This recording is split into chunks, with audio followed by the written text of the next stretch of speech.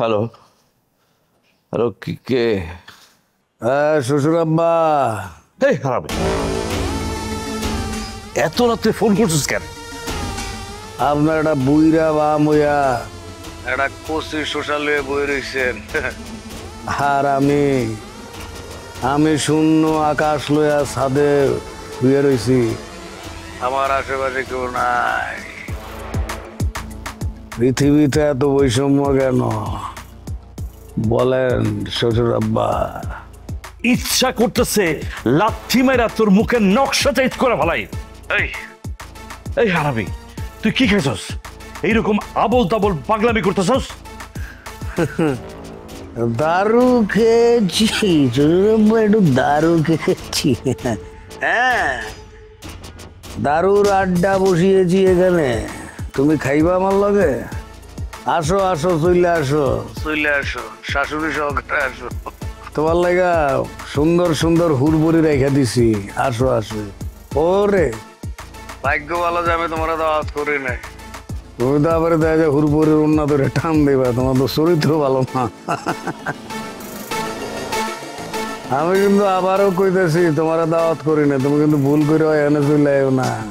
সুমন, তুই আমারে পরিকল্পিতভাবে হেনস্থা করার চেষ্টা করতেছস।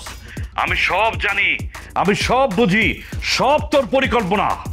তোর ঘাড়ে না অনেক তেল বেড়ে গেছে, সে তেল কিভাবে কমাইতে হয় সেটাই নোমান খুব ভালো করে জানে। আরে শ্বশুর আব্বা, আমি তো এই তখন থেকে খালি ভুল করতেছি, শ্বশুর আব্বা কইতাছি, কিন্তু আপনি তো শ্বশুর আব্বা না। আপনি তো হইলেন যে আমার মানে আমার বোর, হ্যাঁ বোর মামু। আপনি তো আর শ্বশুর নয়, আপনি তো আবার মামা শ্বশুর। সরি মামা, আমার ব্রেনটা একটু কলাপস করে গেছে গা, একটু একটু করে খুলতেছে। এই মামা, আমি কি আপনার পাশে আছে নাকি? পাশে যদি থাকে তাইলে আমি তো বিরাট অপরাধ করে লাইছি, আমার মাফ করে দিন মামা। তোর সমস্ত কথা আমি রেকর্ড করে রাখতেছি। আরে রেকর্ড করে রাখতেছি কি, আমার তো অটো কল রেকর্ডার সেট করা আছে। কালকে আমি তোরে পুলিশে দেবো, তোরে জেলে দেবো। যেই পর্যন্ত আমি তোরে জেলের ভাত না খাওয়াবো ওই পর্যন্ত আমার শান্তি নাই রে। তোর শান্তির মায় মইরা গেছে গা, তোর শান্তি আমি ছুটাইতেছি।